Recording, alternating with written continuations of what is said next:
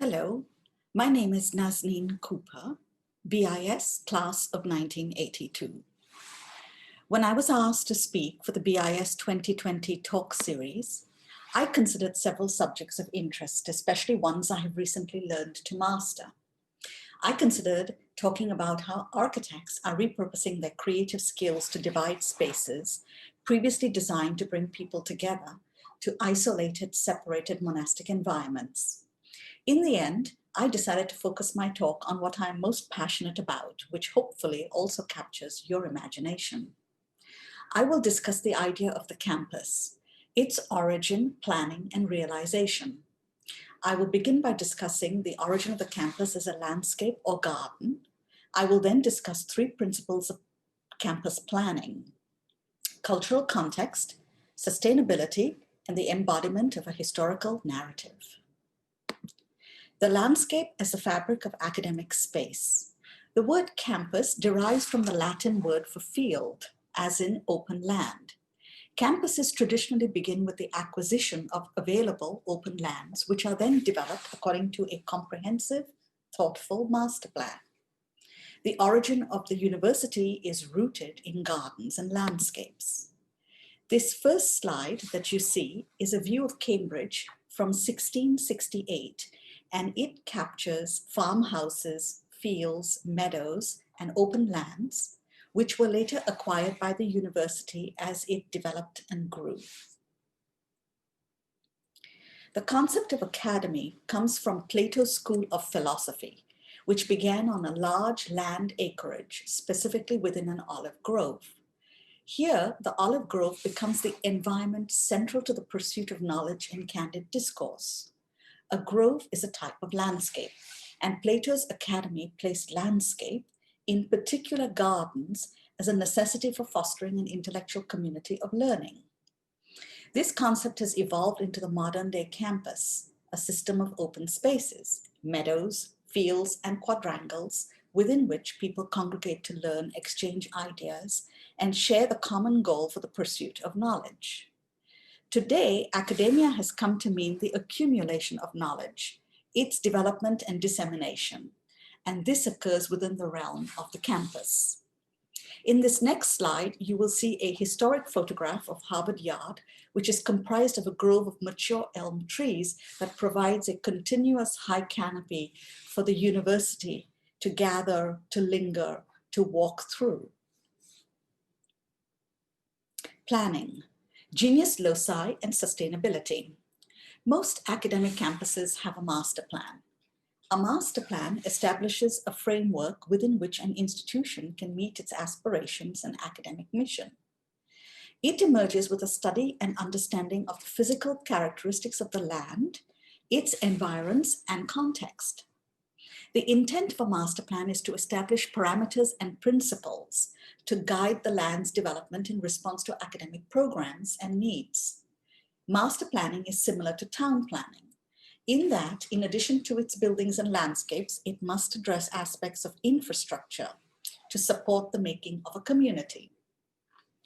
Master plans also take into account local city and building requirements, all of which contribute in shaping the ideal model for development.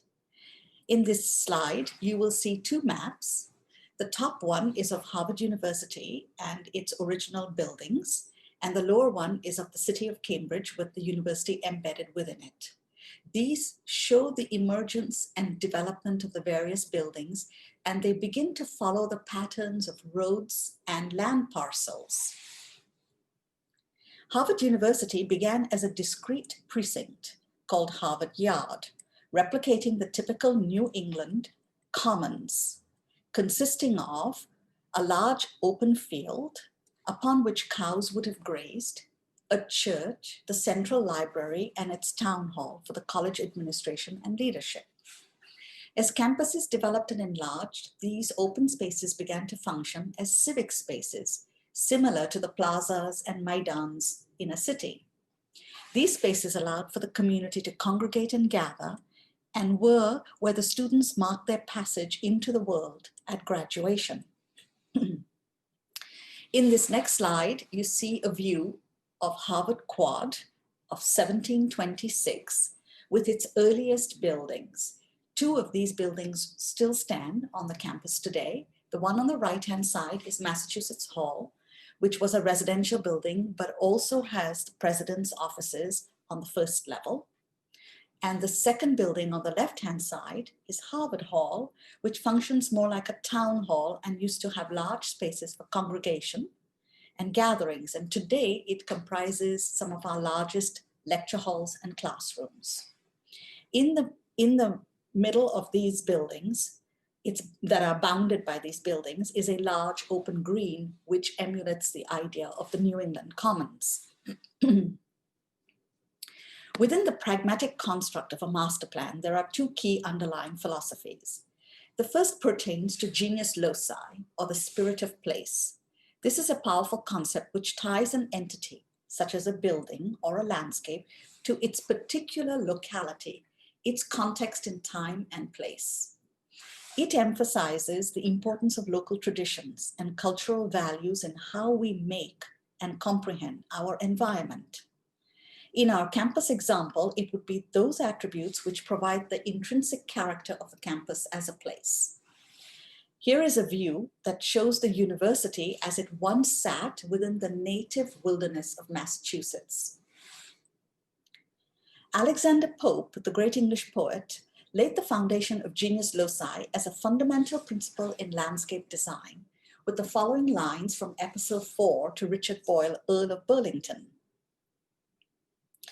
Consult the genius of place in all, that tells the waters to rise or fall, or helps the ambitious hill the heavens to scale, or scoops in circling vales, calls in country, catches opening glades, joins willing woods and varies shades from shades, now breaks or now directs the intending lines, paints as you plant and as you work designs. The lesson of genius loci is an important principle in the making of gardens, now commonly understood as a way of shaping the land to understand and emulate nature. This practice was based in an appreciation of the intrinsic value of nature. It required the design of landscapes to reflect their location. Campus grounds become extensions of their particular locality, an exposition of its local geography, flora, and fauna. The second construct critical to a master plan is that of carrying capacity. Carrying capacity stems from biology and ecology and refers to the maximum number of individuals that an environment can sustain over time without destroying or degrading the environment. This concept was furthered by the renowned Scottish ecologist and educator Ian McHarg in his seminal book, Design with Nature. McHarg states the importance of understanding the local ecosystem so that design takes its cues from nature, maintains its balance by understanding the load it is capable of supporting. For example, understanding local flora and fauna has reduced the introduction of once coveted, exotic, and often invasive species, and has renewed the importance of native plants. Successful campuses naturally fit within their environment, fostering a symbiotic balance between what is developed and the local ecosystem. For architecture, it requires creative thinking to manipulate common materials and local technologies beyond mere construction into a work of art. This is markedly different than building structures in a style alien to a particular location with materials imported from elsewhere. In a world increasingly challenged by climate change and the need to promote sustainability, this principle of carrying capacity is particularly poignant. Historical continuity. Campus embodies a historical narrative which traces its journey to form a collective memory of place. Campuses have to balance preservation with adaptation. Architectural variation and historically different buildings provide a richness to the physical fabric, and the architecture becomes a narrative of the institution's life and history. Buildings shape the identity and the reputation of a campus. They tell the story of the institution and become its identity. Buildings become vessels for meaning. Their historical purposes imbue them with a certain symbolism. For example, during the French Revolution, the common people stormed the Bastille because it represented the oppressive nature of their unequal society. In this manner, the Bastille was much more than a prison building. It was an edifice, a building embodying a system of beliefs. Another example of this are the gates of Harvard Yard. In this next slide, you have a plan of the yard, which is bounded by a continuous wall with several gates as points of entry. Each of these represent the rite of passage into an academic realm and embody quotes and inscriptions to suggest a further reading of a moment of time, an aspect of history, or an event. Here is an example of one of these gates, Johnston Gate, which is the main gateway into the yard. Architecture is a collective memory of a place and shapes the ways in which we experience and inhabit space. The historical components of a campus necessitate an active program of renewal in order to bridge older buildings to current needs. Concurrently, land and resources are also becoming scarce, whereby historic preservation has come to play a significant role in how we evaluate and repurpose our campuses for new functions and evolving fields of study. Adaptive reuse, a term used to describe the process by which older significant buildings are creatively altered to meet emerging needs. This retrofitting and rethinking of older buildings make them suitable for contemporary uses. This approach is part preservation and part innovation. It preserves the urban presence of historic buildings, their facades and form, maintaining as much of the original as possible while completely gutting or surgically altering its interiors for new programs and functions. In this way, campuses bridge the past with the present, a narrative which unfolds as one traverses and experiences the spaces. In this next slide, you see a view of Harvard Square from 1890, and it captures all the old buildings of Harvard Yard, which still stand today. Some of them have been significantly renovated to meet current program and academic needs. The landscape, on the other hand, must perform the function of unifying the agglomeration of buildings into a harmonious, continuous place. In some cases, campuses develop with an overarching landscape vision as the framework within which buildings are inserted. A notable example of this is the campus of Wellesley College, designed by the renowned landscape architect Frederick Law Olmsted. The lake, meandering paths, and lush local flora shape the environment for the buildings. In contrast, Harvard University is an urban campus, as it is an extension of and integrated into the fabric of the surrounding city of Cambridge. Historically, the university and the city emerged and expanded concurrently.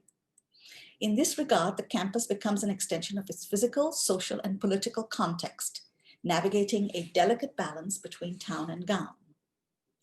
In this next slide, you have a 1906 view of the campus within the neighborhoods of Cambridge. In this following slide is the 1896 view of the Cambridge Riverside with the Charles River, and it consists mostly of wooden boathouses, coal yards, and wooden homes. This entire land was later purchased by Harvard to transform it, reshape it into the riverfront that we now know for the university and for the city of Cambridge, and consists of a continuous line of the Harvard undergraduate river houses. A successful master plan is one which incorporates all of these attributes along with the pragmatic considerations of vehicular and pedestrian patterns and the operations and maintenance needs of a campus to create a framework which successfully steers physical development as a balanced roadmap to address growth. Campuses are intended to create an academic community with a common purpose of instilling an enthusiasm to learn, share ideas, and improve each of our lives and the world at large. Amidst the global pandemic, which restricts our ability to socialize, gather, and interact, we remain driven to innovate, to overcome isolation and separation, so that we may reunite as communities in physical spaces and witness each other as we grow and learn. Thank you.